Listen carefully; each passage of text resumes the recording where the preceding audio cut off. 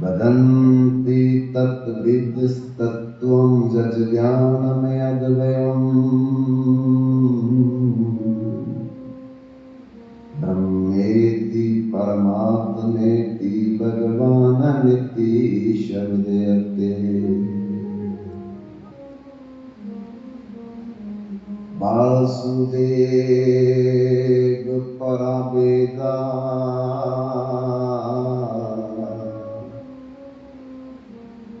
वासुदेव परामखा वासुदेव पराजोगा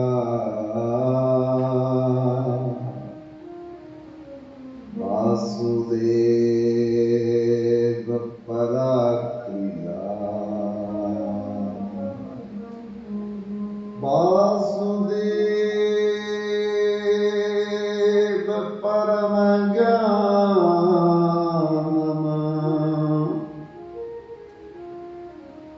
वासुदेव परं तपा वासुदेव परो धर्मो वासुदेव परागति।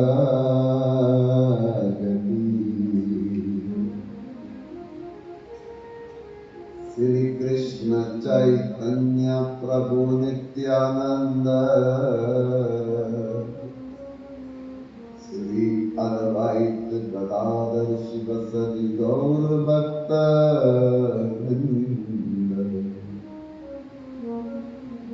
हरे कृष्णा कृष्णा कृष्णा हरे हरे हरे राम राम राम हरे हरे। वृंदावन बिहारी सियावर रामचंद्र महाराज गौरी शंकर भगवान अंजनी पुत्र हनुमान सद्गुरुदेव महाराज तुलसी शालिग्राम महाराज गोपाल नंद बाबा यशोदा मैया निताई गौर हरि हरि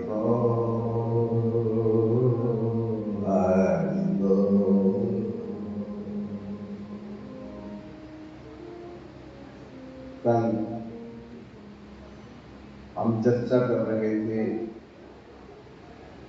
ऋषि वेद व्यास जी ने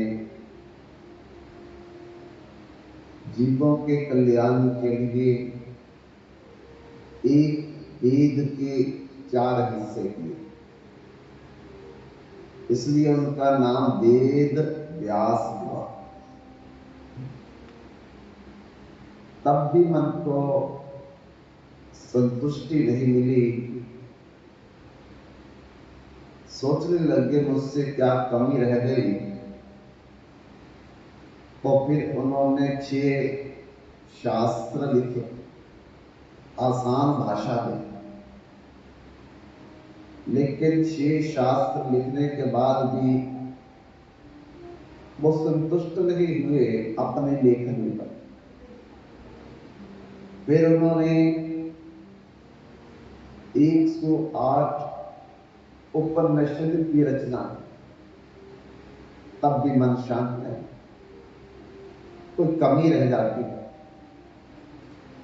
बाद में 555 वेदांत सूत्र लिखे, लेकिन मन में फिर भी शांति नहीं।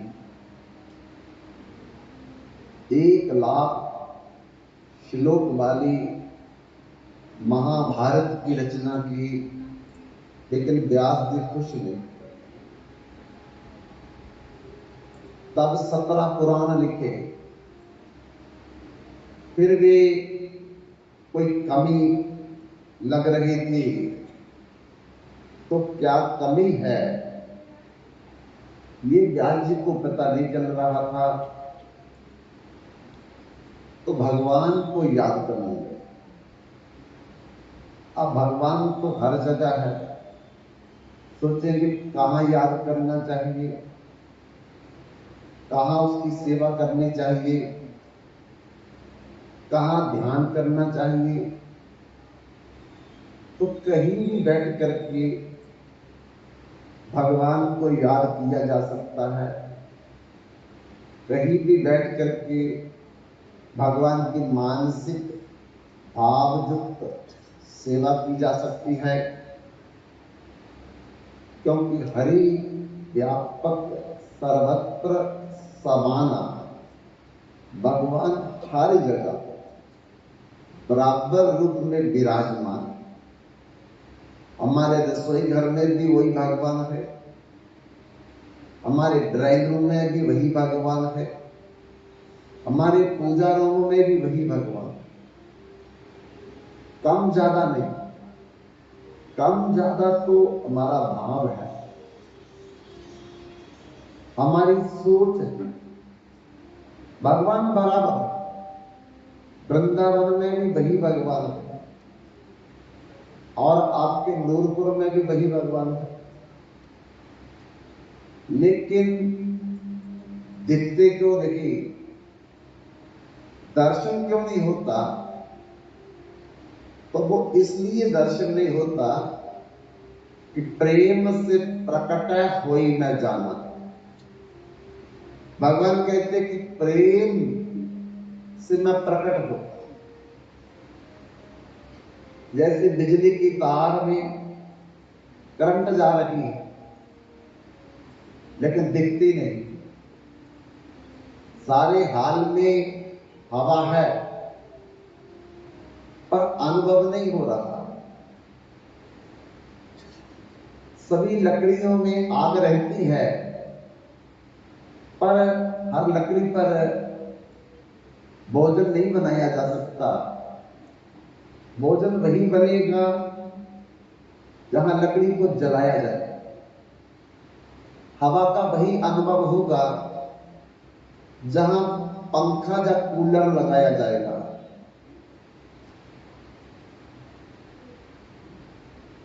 इसलिए बिजली की तार में करंट बह रहा है, देखने के लिए जहां तो हाथ लगाओ अनुभव होगा कि करंट है, जाकर बल्ब जोड़ करके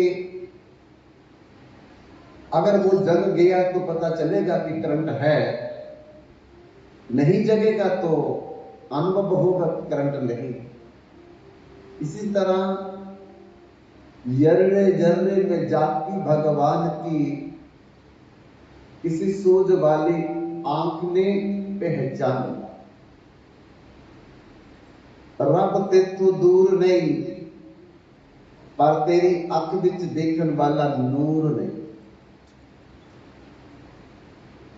वो हमारी आंखों में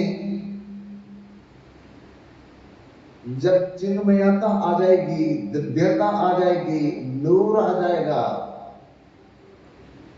तो भगवान हर जगह दिखे।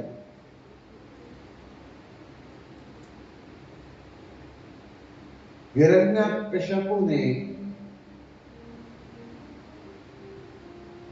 अपने पुत्र प्रहलाद को मारने के लिए हजारों प्रयत्न किए।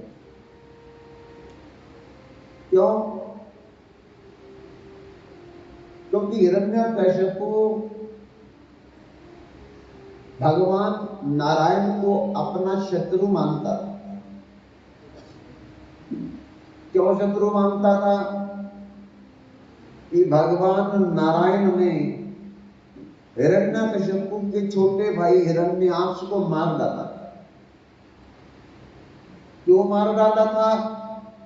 वो सारी पृथ्वी को चुरा करके पानी के अंदर ले गया और भगवान जब ला रहे थे तो फिर युद्ध हो गया। अब युद्ध में एक को तो कुछ होना है, तो हिरण्याक्ष मारा गया। जब से हिरण्याक्ष कि मृत्यु हो गई, तो उसी दिन से हिरण्यकशिपु भगवान नारायण को अपना शत्रु मानने लगा और हिरण्याक्ष की पत्नी रुषा भानु को वचन दे दिया कि जब तक मैं आपके पति के कातल का बदला नहीं ले लूंगा, तब तक मैं रात को सोऊंगा नहीं, दिन को चैन नहीं करूंगा। और बदले की भावना लेकर के हिरण्यकशिपु जो है मंद्राचल पर्वत की चोटी पर चला गया और वहां बाएं पांव के अंगूठे पर खड़ा होकर के दोनों हाथ उठा करके ब्रह्मा जी को प्रसन्न करने लगा और ओम ब्रह्मदेवाय नमः, ओम ब्रह्मदेवाय नमः मंत्र का जप करने लगा। हजारों साल वो ब्रह्मा को प्रसन्न करने में लगा रहा। पीछे से इंद्र को पता चला कि इस समय हिरण्यकशिपु मंद्राचल पर्वत की चोटी पर ब्रह्मा जी को प्रसन्न करने के लिए तपस्या कर रहा है और उसका भाई मारा चुका है। तो हिरण्यकशिपु की पत्नी क्यादु का हरण करके अपने विमान पर बिठा करके स्वर्ग में ले जाने लगा। रास्ते में देव ऋषि नारद मिले और इंद्र को क्यादु के संग में देख करके पूछने लगे कि इंद्र, ये क्यादु को तुम कहां ले जा रही हो? इंद्र ने कहा कि ये बालक को जन्म देने वाली है और ये राक्षस की पत्नी है। अभी तो पहले ही ब्रह्मा को प्रसन्न करने के लिए तप कर रहा है, पता नहीं कौन से वरदान मांग लेगा और हमारा स्वर्ग छीन लेगा। अगर स्वर्ग छीन लिया तो हम बेघर हो जाएंगे। और दूसरा, इसका जो पुत्र होगा वो भी राक्षस पैदा होगा। तो इसलिए हमने हिरण्यकशिपु की पत्नी का हरण कर लिया और इसे स्वर्ग में ले जाएंगे। वहां ले जाकर के जब बालक का जन्म होगा, बालक को मार देंगे और क्यादु को छोड़ देंगे। नारद जी इंद्र को बोलने लगे कि इंद्र, तुम लोग बड़े बेवकूफ हो, बिन विचारे जो करे फिर पाछे पछताए।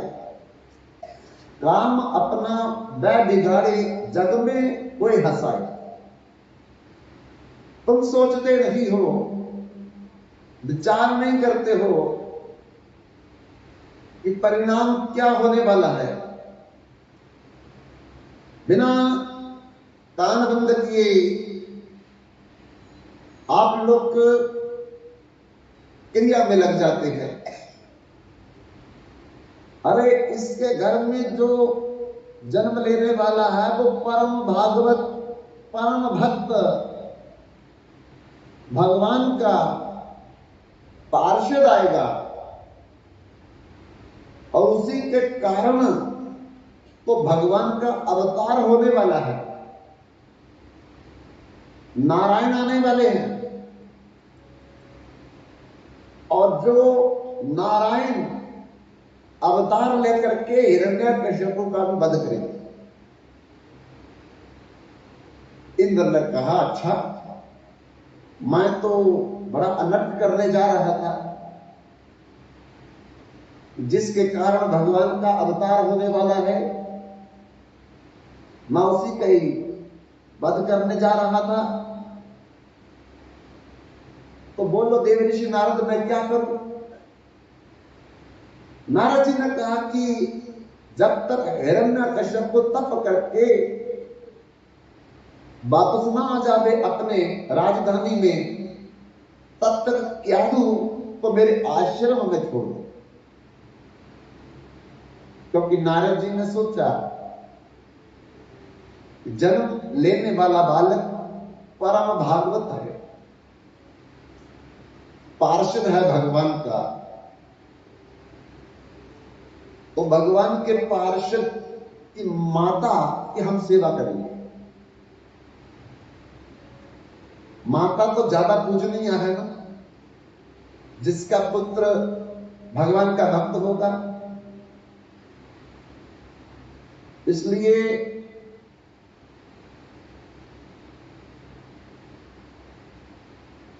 जननी जने तो भक्त जने, जान दाता जसूर, नहीं तो जननी बांझ भली, काहे गवावेगी। माता का बहुत बड़ा कर्तव्य है अपने बच्चे को भक्त बनाने के लिए। और जन्म से पहले माता सीता ने बड़े बड़े ऋषि मुनियों को बुला करके सत्संग किया, कथा सुनी, कीर्तन किया था।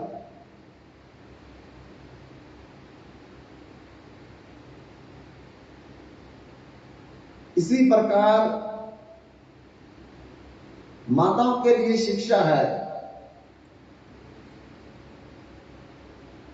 बालक के जन्म से पहले जैसा माता संग करेगी,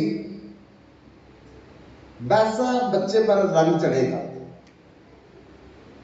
संगत से गुण आत है, संगत से गुण जात, जैसा करे संग तैसा चढ़े रंग।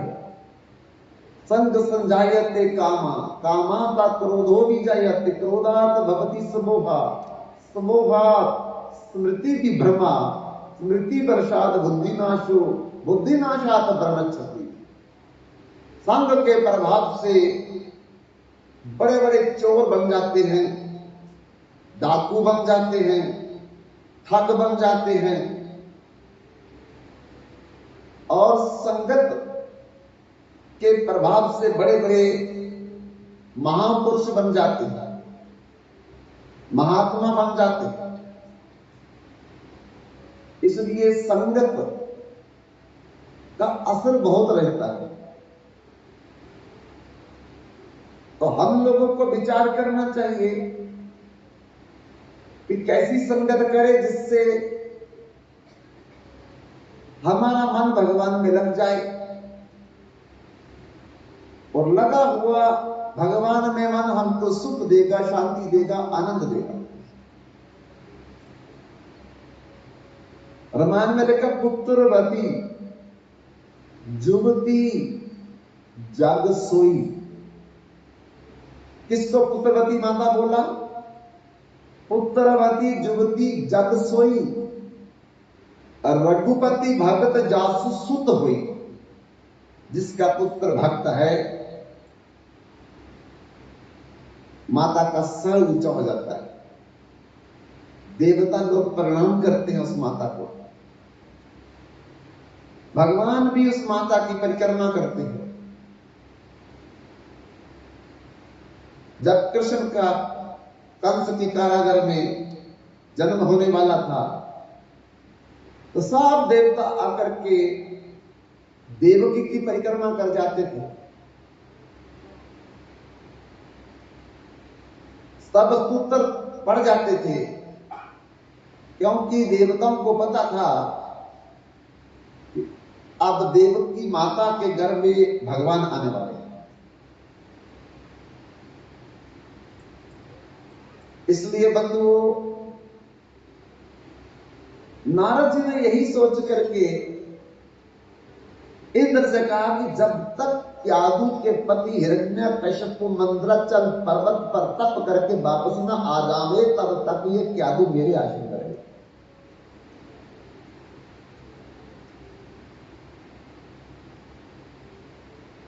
और क्यादु को ले आए, ला करके अपने आश्रम में रखा। नारद जी रोज कथा सुनाते, सुंदर सुंदर कहानियां सुनाते, समय मिलने पर भगवत कीर्तन करते हैं। जय राधा रमन बिहारी, जय राधा रमन बिहारी, जय राधा रमन बिहारी, जय राधा रमन बिहारी, जय राधा रमन बिहारी, जय राधा रमन बिहारी, जय राधा रमन बिहारी, जय राधा रमन बिहारी, जय राधा रमन बिहारी, जय राधा रमन बिहारी, जय राधा रमन बिहारी, जय राधा रमन बिहारी, जय राधा रमन बिहारी, जय राधा रमन बिहारी, जय राधा रमन बिहारी, जय राधा रमन बिहारी, जय राधा रमन बिहारी, जय राधा रमन बिहारी, जय राधा रमन बिहारी, राधा रमन बिहारी।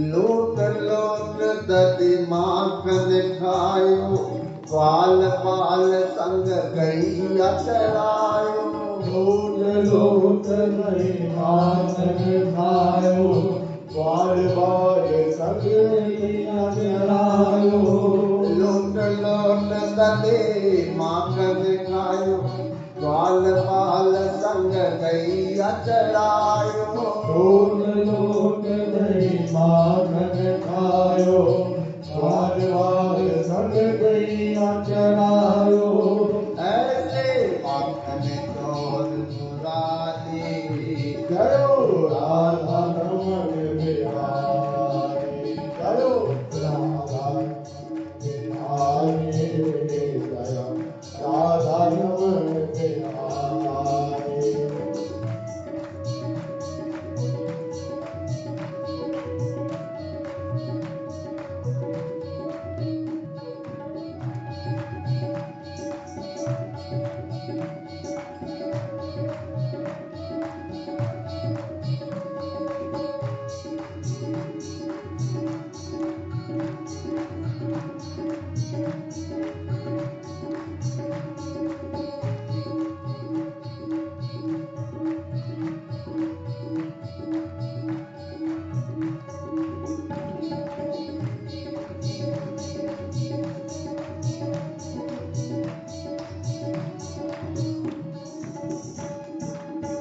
पूर्व पांडव को दुख मचायो, अर्जुन को उपदेश सुनायो, और माधव को युद्ध मचायो, को उपदेश सुनायो, नाम सुदर्शन काली, जय हो राधा रमन बिहारी, जय हो राधा रमन बिहारी, जय राधा रमन बिहारी।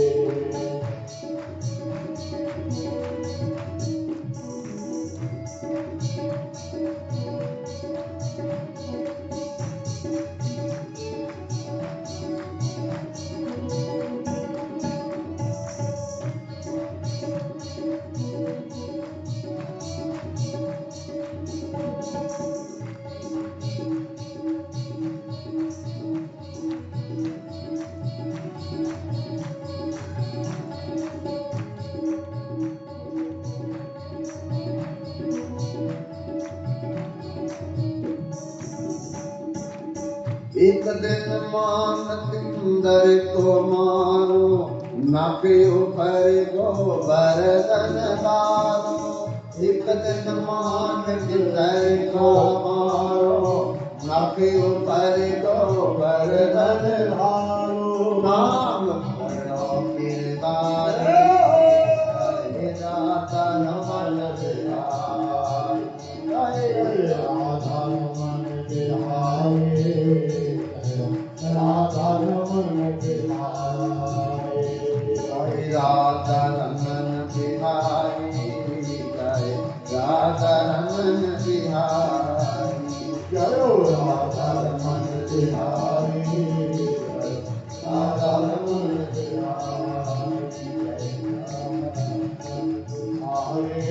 जय हो राधा रमन बिहारी, जय हो राधा रमन बिहारी, जय राधा रमन बिहारी, जय हो राधा रमन बिहारी, जय राधा रमन बिहारी।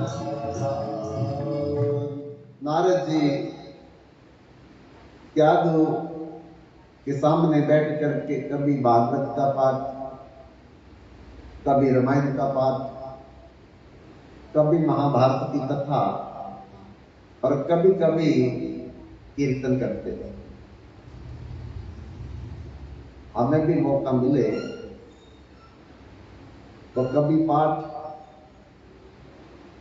कभी कीर्तन घर में करने का अभ्यास करना चाहिए, क्योंकि मन मानता नहीं है। 6 घंटे टीवी देख लेगा, 4 घंटे चौराहे पे खड़े होकर के एक दूसरे की निंदा कर लेगा, लेकिन कीर्तन में लगेगा नहीं। पर कल्याण तो कीर्तन से होगा। इतना जब समझ आ जाए, मंगल तो सत्संग के होगा, कुसंग से नहीं होगा। इतना जब समझ आ जाए तो कम से कम अपने खाते में सत्संग जमा कर लेना चाहिए।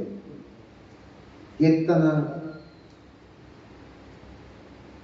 जमा करना चाहिए, ताकि हमें नजर नेत्र झुकाने ना पड़े भगवान के सामने।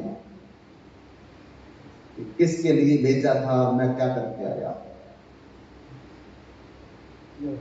बंधुओं, इस कीर्तन की, सत्संग की बड़ी महान महिमा है।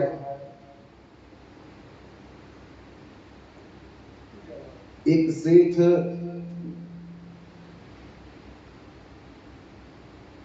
3 काम करता था। काम तोलना, झूठ बोलना, मिलावट करना, और बड़ा रुपया कमा लिया। हम लोग सोचते हैं यही हमारी संपत्ति पूंजी है। पैसा हो बैंक में, जमीन 10-15 एकड़ हो, 3 मंजिल मकान हो, हमारे बच्चे सेटल्ड हो जाएं, बहुएं घर में आ जाएं, बस हो गया। बड़े बड़े लोगों को भ्रांति है कि जो माता पुत्र पौत्र परपौत्र का विवाह देख के जाए, जो माता पुत्र पौत्र परपौत्र का विवाह देख के जाए, उसके लिए सोने का विमान आता है। ये भ्रम है। अगर ऐसे विमान आने लगे तो फिर भगवान का भजन करने की क्या जरूरत है? कंदरों में बैठ करके अन्न जल फल कंद मूल त्यागने की क्या जरूरत है? अगर आटे चावल और जौ के पिंड दे करके हमारे लिए विमान आ जाए तो फिर इतने बड़े बड़े कठोर व्रत करने की क्या जरूरत है? बंधुओं, कुछ नहीं होने वाला, भ्रम मत करो।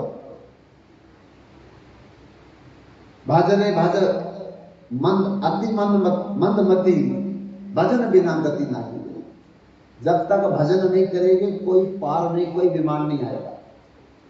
इस सुनी सुनाई बातों पर भ्रम करके हम लोग ठग जाएंगे, बाद में कुछ नहीं आएगा। इसलिए सत्संग बचाएगा, कथा बचाएगी, भगवान का कीर्तन बचाएगा। जितना करेंगे हमारे खाते में जमा होगा। और शरीर छोड़ने तक तो ये धन काम आएगा, मकान काम आएगा, जमीन काम आएगी,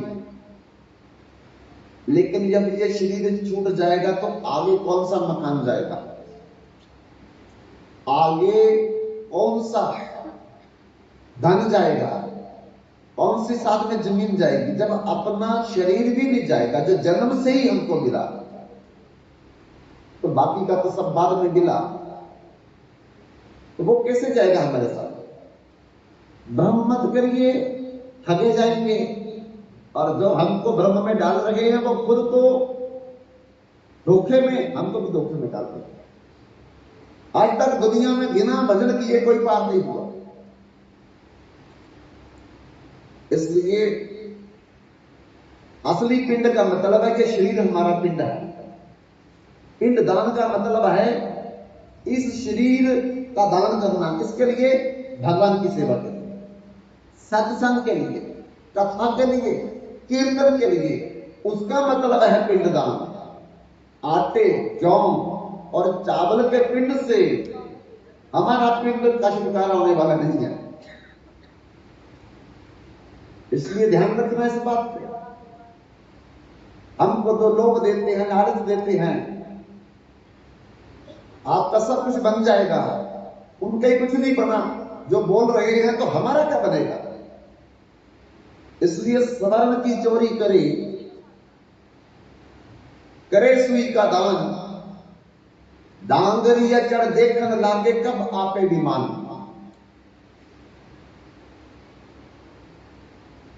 एक सेठ दिन भर सोने की चोरी करता था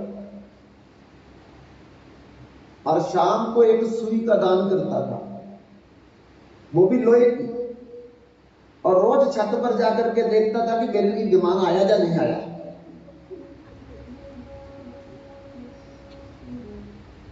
बताओ, दिन भर सोने की चोरी और शाम को एक सुई लोहे की दान करता है। और उसका भ्रम था, किसी ने बोल दिया होगा, छत पर जाएगा, देखता है कि विमान आया या नहीं आया मेरे लिए। भला विमान कहां से आना था? इसलिए ऐसे भ्रम मत पालो, ऐसे धोखे में मत रहो। हम आपको स्पष्ट बोल रखे हैं, जब तक मन लगा करके भजन नहीं करेंगे, सत्संग नहीं सुनेंगे, कथा में नहीं बैठेंगे, कीर्तन नहीं करेंगे, दुनिया का कोई माई का लाल हमको बचा नहीं सकता। ना रोडपति, ना करोड़पति, ना कखपति, ना लखपति, ना राजा, ना भिखारी, ना पिता, ना माता, ना पुत्र, ना पुत्री। याद रखना, अपना भजन बचाएगा, उसी को कर अपना। एक महात्मा कथा कर रहे थे और कथा करते करते एक प्रसंग आया तो महात्मा बोलने लगे, देखो जो मैं प्रसंग सुनाने जा रहा हूं, जो ध्यान से सुनेगा वो वैकुंठ लोक में जाएगा। कौन कौन वैकुंठ लोक में जाना चाहता, हाथ खड़े करो। महात्मा ने बोला, आपको नहीं बोल रहा हूं मैं, वो महात्मा ने बोला कथा में, जो जो वैकुंठ लोक में जाना चाहता अपने अपने हाथ खड़े करो। अब सबने हाथ खड़े कर दिए। एक बहू बैठी थी सामने, उसने हाथ नहीं खड़ा किया। महात्मा को बड़ी हैरानगी हुई और बेचारे अपने आसन से बोल पड़े, बहन जी आपने हाथ नहीं खड़ा किया, आप वैकुंठ नहीं जाना चाहते? तो उसने कहा जाना चाहती हूं, पर सबने हाथ खड़े किए, आपने तो हाथ नहीं खड़ा किया। इससे तो लगता कि आप वैकुंठ लोक नहीं जाना चाहते। तो वो क्या बोलती है,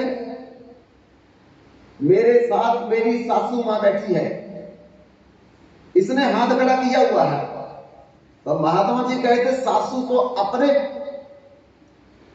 भजन से जाएगी, पर आप अपने वजन से जाओगे। सासू मां के हाथ खड़े करने से आपको थोड़ी वैकुंठ मिल जाएगा। तब बहू बोलने लगी, अगर मेरी सासू मां वैकुंठ में चले जाएगी, मेरा घर ही वैकुंठ हो जाएगा, मुझे जाने की जरूरत नहीं है। एक गई घर वैकुंठ, इसी के कारण नरक बना हुआ है।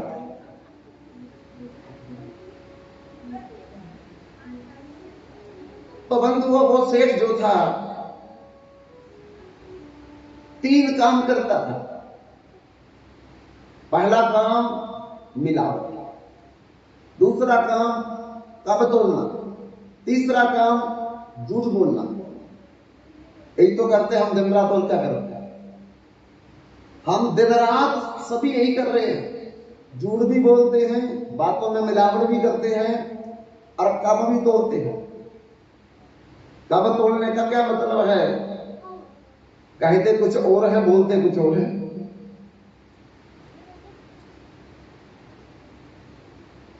तो बंधुओं, ऐसा कर करके वो सेठ बड़ा पैसे वाला हो गया।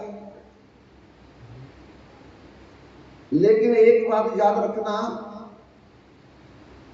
दौलत की 2 लात है। ये जो दौलत है ना, इसके 2 पांव है।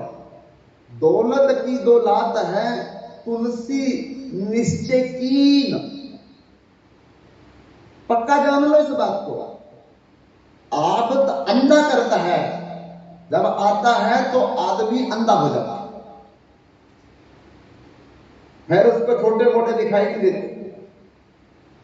रोज पठानकोट शॉपिंग करने के लिए निकल जाता आदमी, रोज दिल्ली जा रहा है, बस इसी के चक्कर में अपना जीवन बर्बाद कर लेता है। आवत अंधा करता है, उल्लू बना देता है जब आता है तो। और उल्लू का मतलब क्या होता है, दिन को नहीं दिखता, उसको रात को दिखता है। और दिन का मतलब क्या है, धर्म, रात का मतलब अधर्म। फिर वो अधर्म में लग जाता है, अपना स्टेटस बनाने में लग जाता है, स्टैंडर्ड बनाने में लग जाता है। बड़ी बड़ी